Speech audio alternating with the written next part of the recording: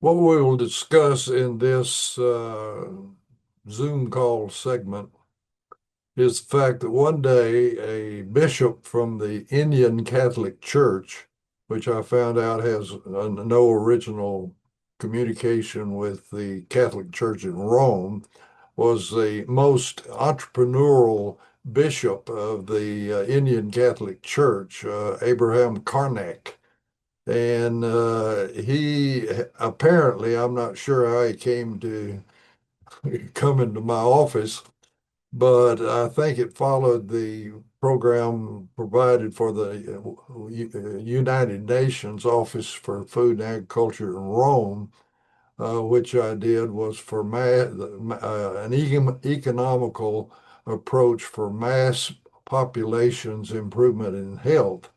And he had written a small pamphlet that in India they did not have the financial resources to build the hospitals, the clinics, train the doctors and nurses, much less maintain them to practice Western diagnostic and therapeutic medicine.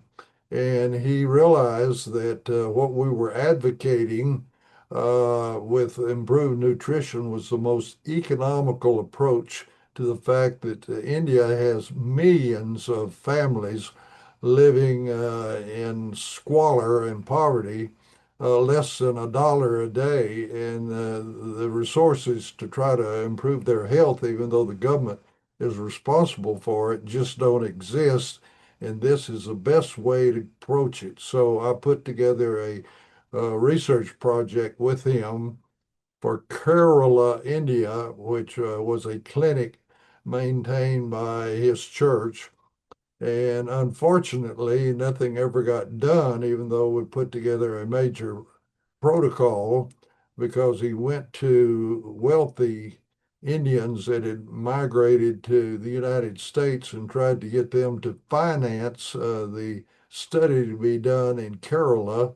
And when that failed, he went to the Arab Emirates, who are responsible for the health of their nations, and says, if you'll give me the money to do this study in Kerala, India, which will reduce the costs for the health of mass populations, I'll give you the data in response for doing the expense of the study.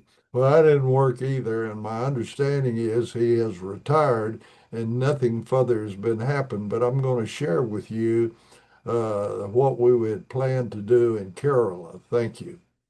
I shared with you how this started and got initiated, and what we were hoping to do with the bishop in India was to test the white box phenomenon that I had observed over the years as the medical director of a major international dietary supplement company.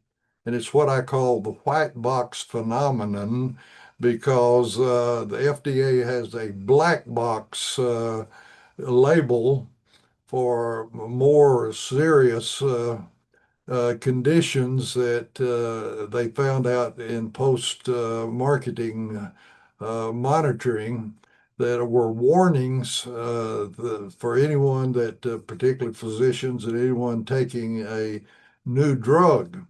And this white box phenomenon was very positive. And it was based on anecdotal observations that I made multiple times. And I might summarize as saying is when the nutrient supply or inventory of nutrients that are used in cellular synthesis is increased, the most life-threatening or uh, health-challenging condition is restored to normal health, and then progressively, like there was an interintelligence, each deviation from normal health is corrected in sequence to from the moderate to the most minimal, like athlete's foot and jock itch and dandruff were the last things to improve. But this happened multiple times.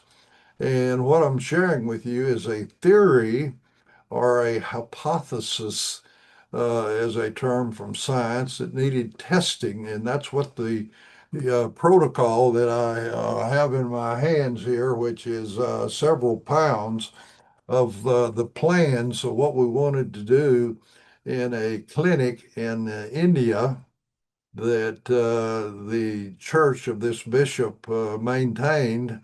And he had written a pamphlet before coming to my office that in India, they just do not have the financial resources to build the hospitals, clinics, train the doctors and nurses, much less maintain them, and to practice Western medicine diagnostic procedures and therapeutic approaches, which are just incredibly expensive in even fortunate countries. And in India, this is just not possible.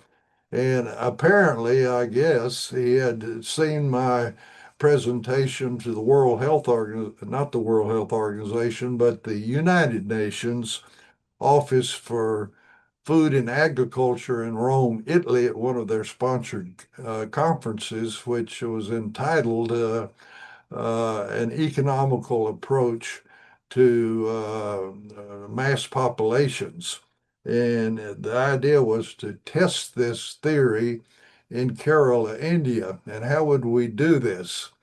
Well, as I say, the white box phenomenon was a theory, and we would take subjects and do a survey of all their systems, particularly organized along organ systems, and then start them on the more comprehensive nutrition built around the active ingredient from the aloe plant. And these organ systems, to make it simple, would be rated from normal to severity on a 1 to 10 scale and see if over time this improved. And they would all receive a formulation built around the aloe acemannan, and there would be a formal laptop scoring estimated monthly. And all this data would be taken in, particularly in a year or more, that if this shows that the white box phenomenon can be reproduced, the church there in India would expand it to all states in India, or either, and then even beyond, or drop the program. So, one of the most important things to always remember is nutritional support is safe, effective, and economical. And though we frequently say to hedge a little, it's potentially safe, effective, and economical, but there is strong evidence, like in routine and extended safety studies with the Food and Drug Administration of the United States, that the active ingredient from the aloe has no toxicity. So this is desirable in a mass population. And this is my son's laptop. And in the laptop, we would have the form for the review of systems that periodically would be repeated as you sit with the patient and talk to them about what is happening in their life once you've added this more comprehensive nutrition to their inventory to support the cellular synthesis. And this is a copy of the protocol. And the first part of it describes what we would plan to do for the institutional review board, that it would be necessary to monitor this in India. And then as you open it up after the introduction of what's being done, there are tabs there, and research papers, copies are reported for the different conditions that we would expect to improve, and that we have the papers there that show that it has in the past multiple times in multiple patients improved. And we will go through these tabs that support why we have this plan or protocol to be conducted in Kerala, India. Now, the first tab is how this nutritional technology started. And that's one of those that I showed you with the book open. And it all started with Carrington Laboratories being founded because the owner of that founded Carrington Laboratories had a small multi-level company called Avacare, and it had 12 aloe vera leaf gel products, one of which was a aloe leaf gel beverage he called Carolo. And he got reports in 1984, 85 from 8 AIDS patients that at the time I didn't know they were from different states and didn't know each other. But I discounted the story that he told me about how these AIDS patients had contacted him and said that they were on their deathbeds waiting to die of this disease of unknown cause and no treatment, and they drank his beverage. And now they were back at work or in school, and he thought they'd want to know. And so he got real excited and started this new company, Carrington Laboratories, and raised $20 million from North Texas investors with a narrow goal to develop a new drug by finding the active ingredient from aloe leaf gel and do the research required by the FDA. And this would yield for the investors buckets of money. Well, we first found out that this active ingredient that we couldn't identify initially supported the body's defense mechanisms and boosted them to a level never seen before. It was a stimulation of the innate mechanisms of the cells and of the serum to fight infections. And we thought we had the most incredible immune stimulant that exists. And then, to our amazement, we heard of conditions like allergies and autoimmune diseases, and especially asthma, where there's an overactive immune system, and these patients responded favorably. And this was a real dilemma to us because we thought we had a stimulating molecule, and here it was suppressing inappropriate immune function. So I attended a week-long conference in Europe on the biochemistry of turning on the immune system and the fact that when the infection is over, it goes back to watchful waiting, we might call it. The immune system goes kind of to sleep to wait for the next infection, and found out a very important basic mechanism is that it takes nutrients to activate the host defenses, and it takes nutrients to suppress them. And this inventory of nutrition must have these molecules in it for the genes to make the bioactive compounds to turn it on, turn it off. And this eventually is not a new idea that Hans Selye, given the credit as the father of human physiology, called this balance and harmony among the cell metabolism as homeostasis. And for common terms, you might call it, rather than a stimulant or a suppressant, it is a modulator. And lo and behold, as time went on and we got more and more conditions and looked at them in these various academic institutions that were being paid by Carrington Laboratory, that this modulation was a mechanism of action in all organ systems and glands. And that means if it's too high, it will bring it down. If it's too low, it will bring it up to a normal value.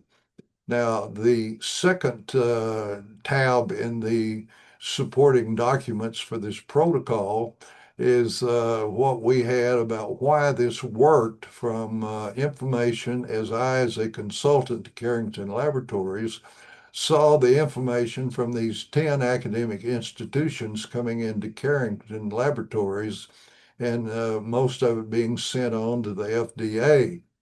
And this is in the executive summary that's provided here. And it's the fact that the aloe leaf gel contains multiple sugars or saccharides in chains. And there are different kinds of saccharides. In fact, is at to this point, we know there are at least 10 different saccharides, but the most important one, and it's the highest level, is a mannose sugar, which is acetylated. And the naming society said that you could use the name acemannan rather than acetylated mannose. And these academic institutions that were working on all phases of new drug development, because the company was very overconfident that the new drug application would be approved. However, formally, the company was in the phase one studies of toxicity, and in routine and extended safety studies, no evidence of toxicity whatsoever could be elicited. And the FDA demands and is required that every drug give the FDA the amount of this drug or substance that in test animals kills half of them, and the amount that it kills all of them. It's called LD50 and LD100. Well, we couldn't provide an LD50 or 100 because we couldn't kill any of the animals in routine studies or extended studies. And other sources found out that 9 molecules of this acetylated mannose or acemannan are used in cellular synthesis in the second major step in the endoplasmic reticulum to make a domain for cell to cell structure and function information. And this is not a new idea. This was called homeostasis by Dr. Selye decades ago.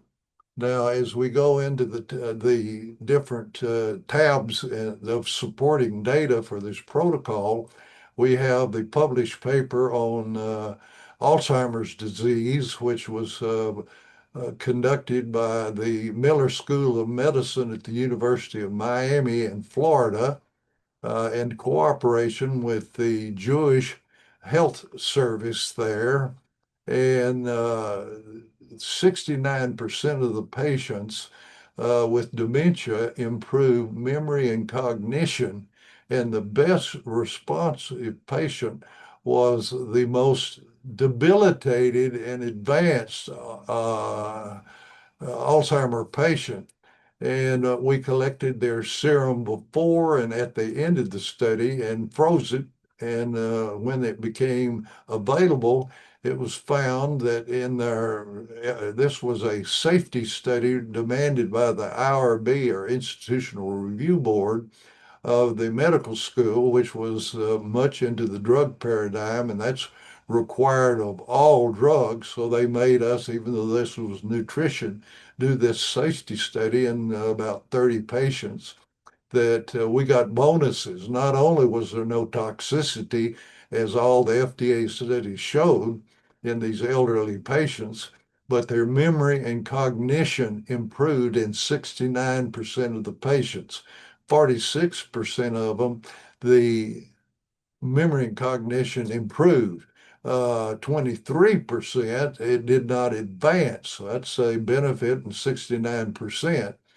And this was published in the Alzheimer's Disease Journal, and it's a worldwide problem, and it's present in India and other countries, according to the World Health Organization.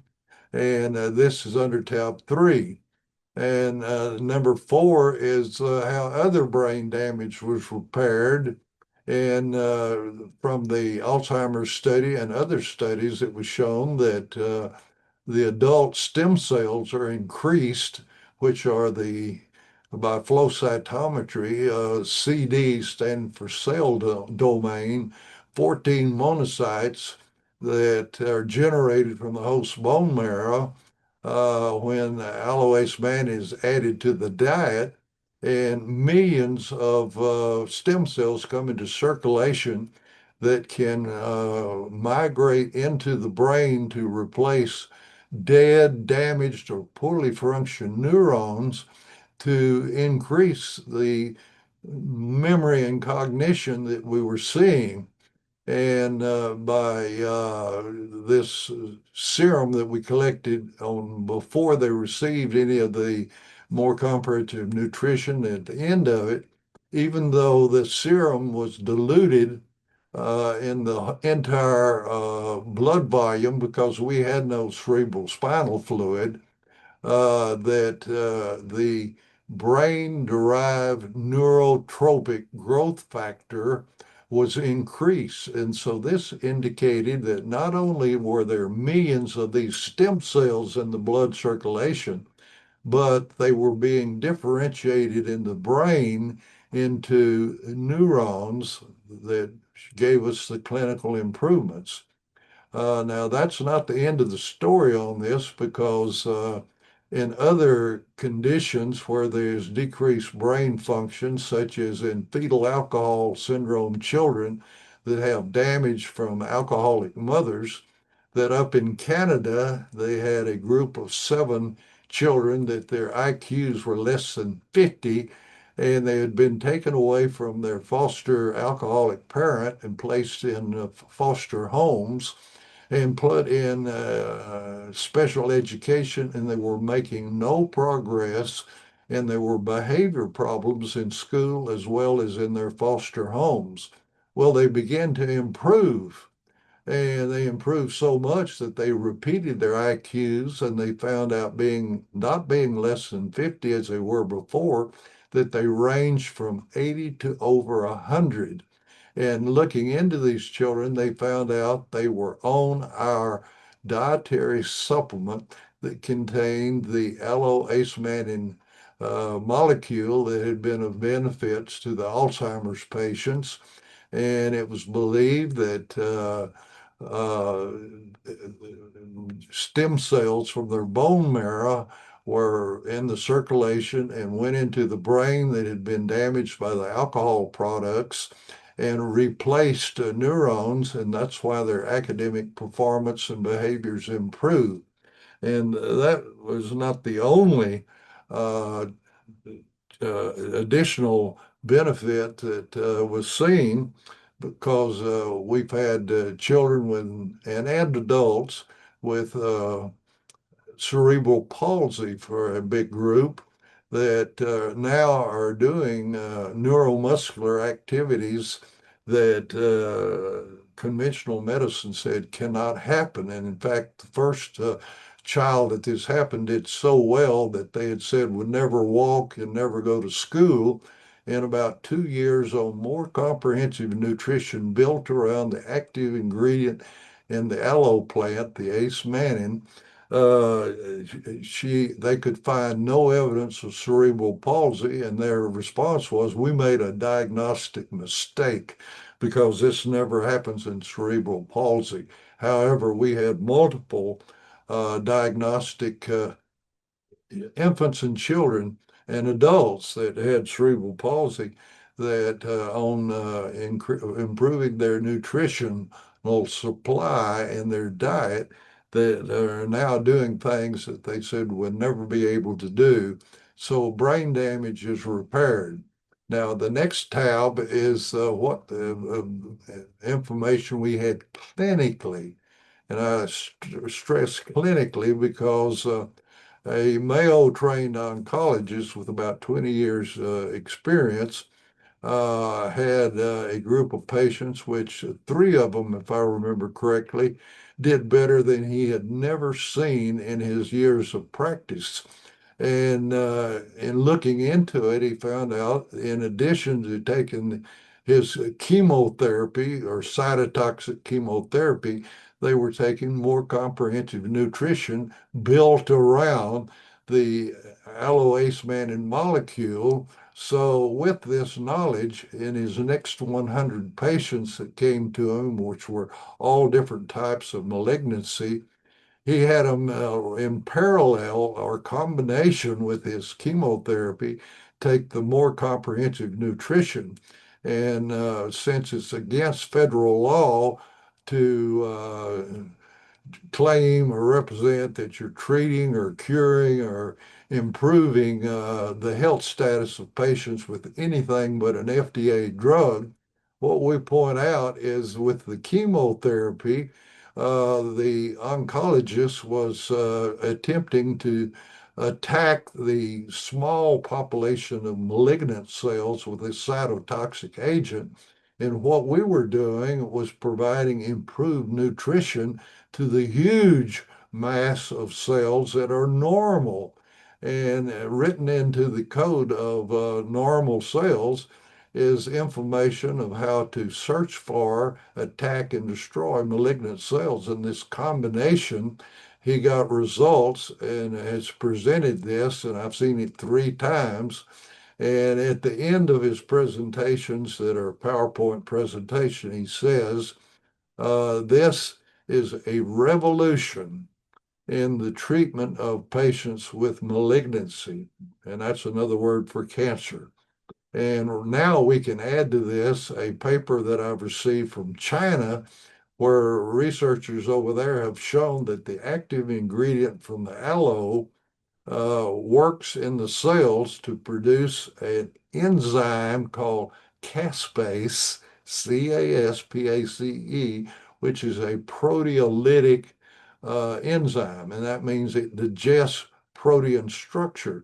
And lo and behold, this paper shows that adding this to the diet, that the cells produce this caspase that destroys the protein structure of malignant cells and leaves normal cells alone. So that can be added now to this cancer treatment protocol support for this study to be projected to be done in Kerala, India. Now, another tab there is the improvement in type 2 diabetes, which the World Health Organization says is a worldwide silent epidemic. And unfortunately, about half the people with type 2 diabetes don't even know they have diabetes. And it is thought that the increase in food supply to the whole world kind of built around the advances in agriculture that have particularly been made in the United States and sending improved nutrition to third world countries. And in this tab, we have a study in 281 retired Air Force personnel from a Air Force base in Texas that the internist added this to their regimen for the management of type 2 diabetes. And now they were not denied any of the medications that they were on, but their need for medications went down as their diabetes 2 improved. And there were such biomarkers that are objective that their hemoglobin A1C or glycosylated hemoglobin was reduced, which is very good, meaning it's an online monitor inside the blood of that collects over time. Do you have any peaks in elevated glucose in the vessels? And it was reduced.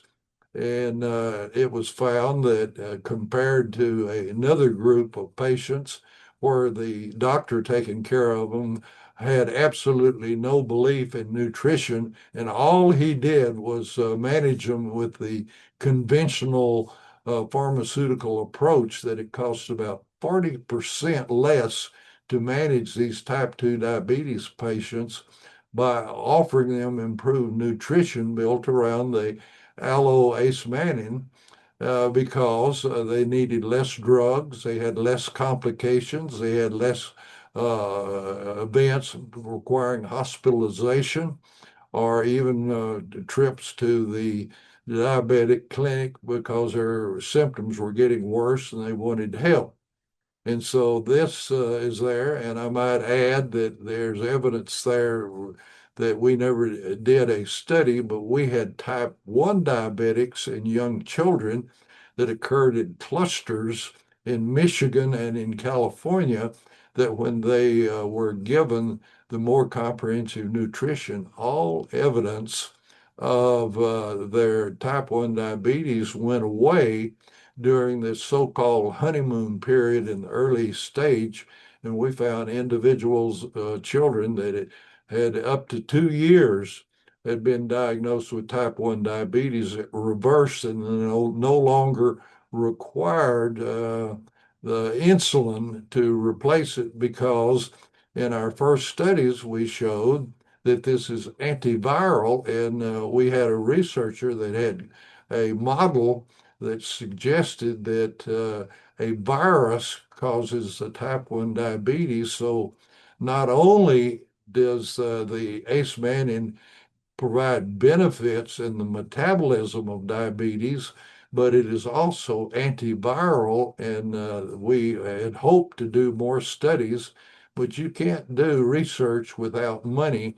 And we never had the funds to follow up, particularly on this type 1 diabetes. We have the evidence there in the tab. Now, tab number 7 in this protocol is evidence we have that the aging process is reversed. And we have growing evidence. Fact is, the first paper published in the year 2000 with a researcher in San Antonio, Texas, was at 670 people that added this to their diet.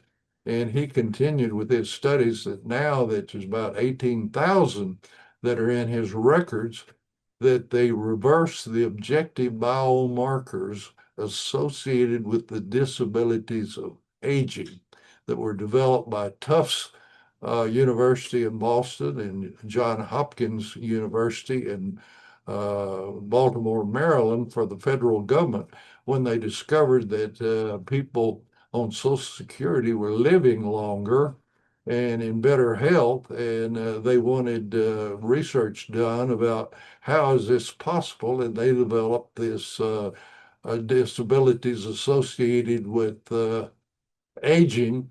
And by adding the dietary supplement to these people, they went back to physical and mental practices that as they aged, they were giving up because they couldn't physically or mentally handle these tasks. And they were so happy. And this paper that's been published is added to this anti-aging process. And I might add that additional research over the years is not there, but could be added, that the aloe-ace mannan elongates telomeres, which naturally shorten with age. However, if you add this to your diet, it's known that people that live to be 90s independently and over 100 have long telomeres in those families.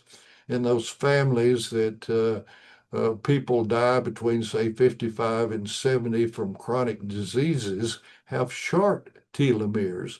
And the same thing about animal lifetimes. Animals with short life periods have short telomeres, and those that have long life have long telomeres.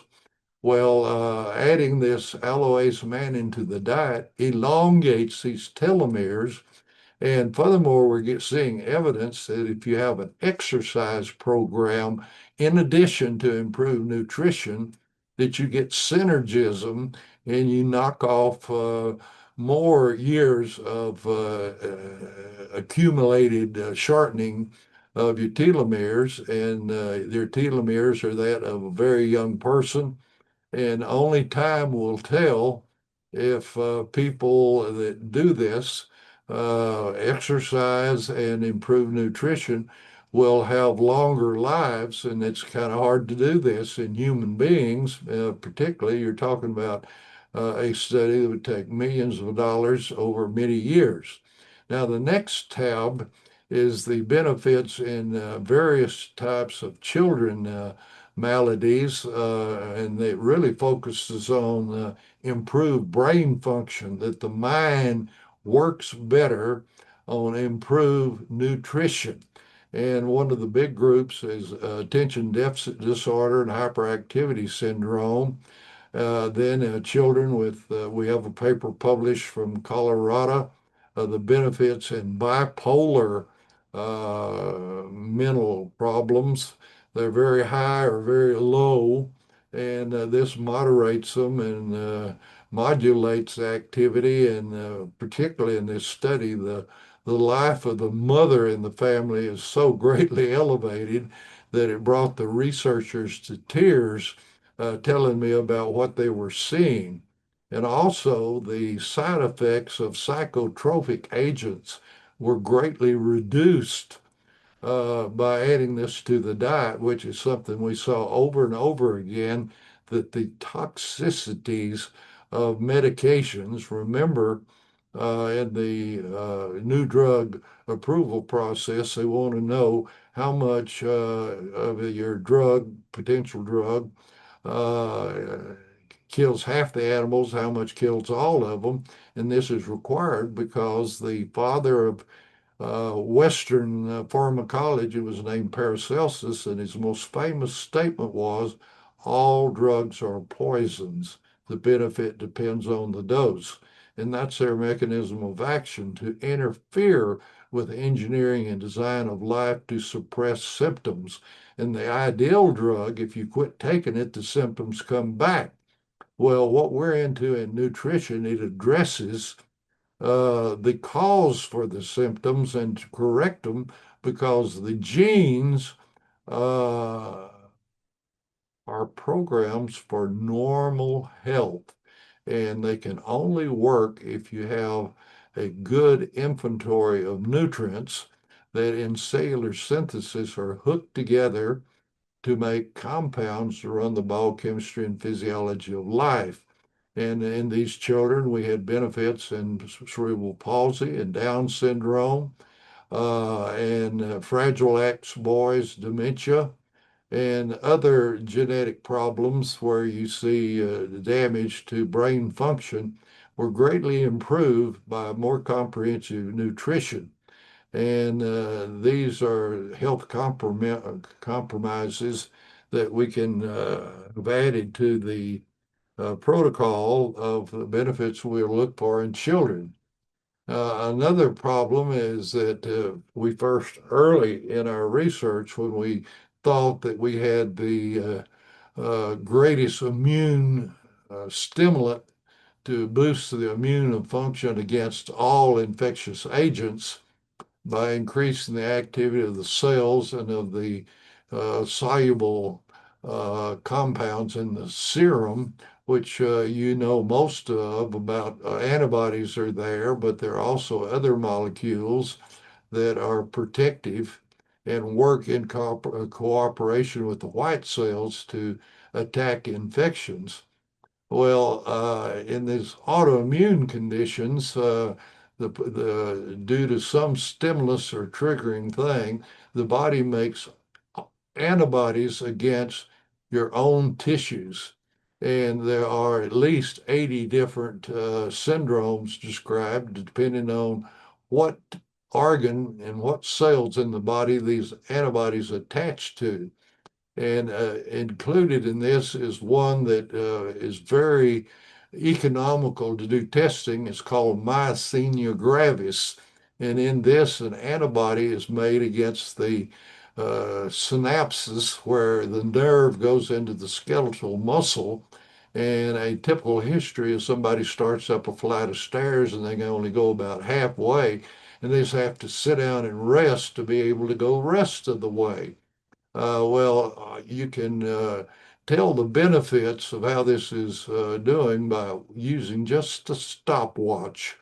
And you have multiple positions. You have the individual to assume so that their skeletal muscles are in a certain position, and you start the stopwatch, and all of a sudden, they use up all the acetylcholine that's in the synapse, and they can't hold their arms up anymore. And you click the time it took to do this. And the longer that they can hold it up, the better that you know what you're doing is helping the myasthenia gravis. And we found out that this active ingredient from the aloe helps these mild gravis patients, and that's a model for the mechanism of action of all autoimmune diseases, which the other ones are so expensive to try to do the test to tell if they're benefit. But we had 26 lupus erythematosus patients, which is one of the autoimmune diseases that got benefits, though we didn't do the laboratory testing. We just mentioned that in this tab. But autoimmune cases are responsive to better nutrition because ace-mannan is an immune modulator. If it's the activity is too intense, it brings it down to normal. If it's not active, it brings it up to the normal. And it's a modulator to foster a broad cellular balance and harmony called homeostasis in all organ cells in the body. Now, the next tab in the protocol is evidence that test scores of not only grade school children, but up to college improve by more comprehensive nutrition that causes the mind, which is the function of the brain, to work better. And this is just something you see over and over again with all the systems of the body is that they work better on improved diets, which is what we're doing because in the modern diet, there are molecules that used to be in the family garden, plants that are grown on soil with up to, say, 65 to 75 trace minerals that optimize the nutrition for the plant to make compounds that are nutrient molecules that the genes in the animal kingdom, which includes humans, require for correct synthesis in cellular synthesis to make these bioactive molecules that carry out the function of the body. And this is very important in test scores because in some of your third world nations, there is very strict competition for advancement intellectually. You have to take tests to stay in school and to progress into the professions or become a PhD and all, and it's determined how you score on tests. And there's excellent evidence that if you take this more comprehensive nutrition when you're studying for a test, that you score higher. And so this is an important thing that's in this protocol for India. Then the number 11 is we get back to the broad antiviral activity that all of this research started for Carrington Laboratories trying to develop a drug that was effective against AIDS patients because AIDS patients had reported to the little company in Irving, Texas, that drinking Carolo aloe juice that their symptoms and signs of the acquired immunodeficiency syndrome were improved and they could return to work or schooling. Well, objectively, tests showed that the thymic 1 and thymic 2 testing, which is cellular and humoral testing of the immune system, it has two big wings of activity that this molecule that was helping the AIDS patients, that it boosted this immune function that was objective.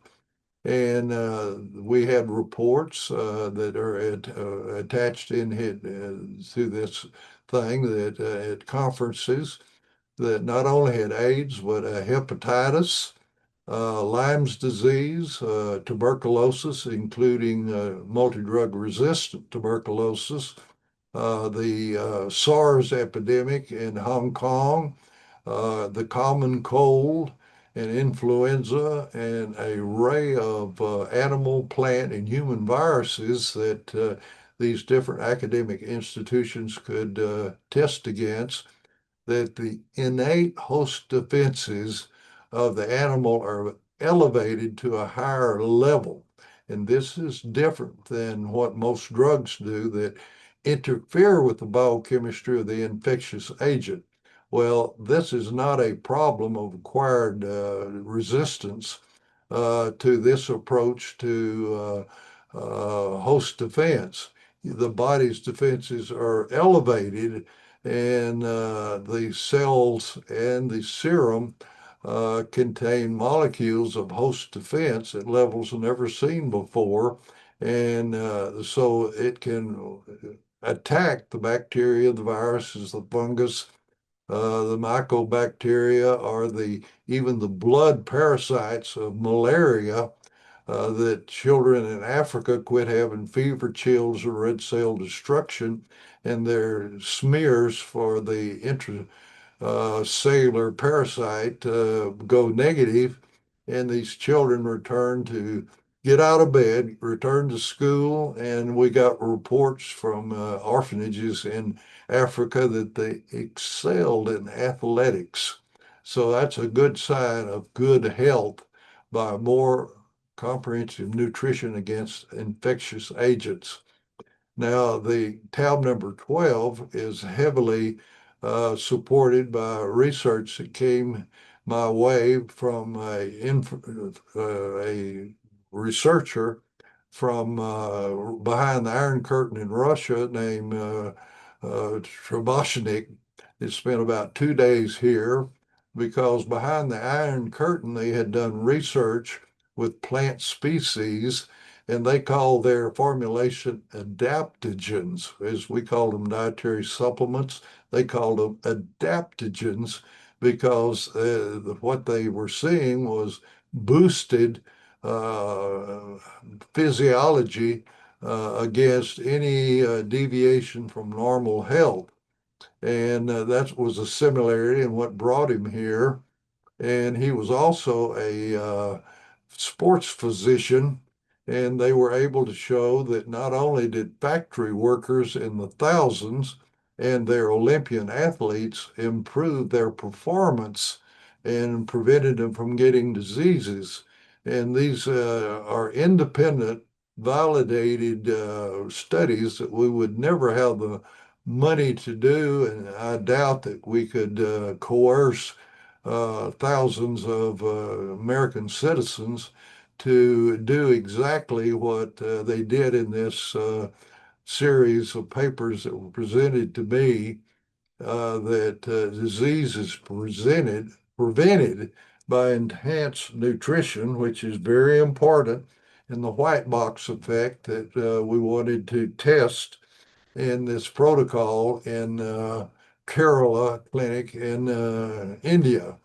And you say, well, what is the potential of doing this? Well, the bishop that I was working with said if this works and proves the white box effect in these poor individuals at the lowest cost possible, that would expand to the other clinics in states in India, and that we wanted to, with our information in our laptops, create a manuscript for potential validation of the white box effect that I told you about to start, and if possible, to get a countrywide manuscript for future publication in an international journal, and seek worldwide application with the World Health Organization to apply the benefits of the white box effect, which would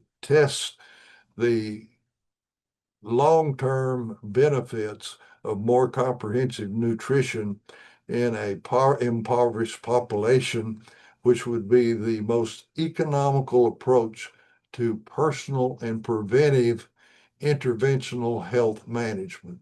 So this is the story of this protocol that unfortunately has never been tested because we have not had the research funds to carry out this research project, which must be done because everything that I have shared with you is in the basis of hypothesis and theory. And a major study costing very expensive, even in India, to show that the white box effect is valid. Thank you for your attention.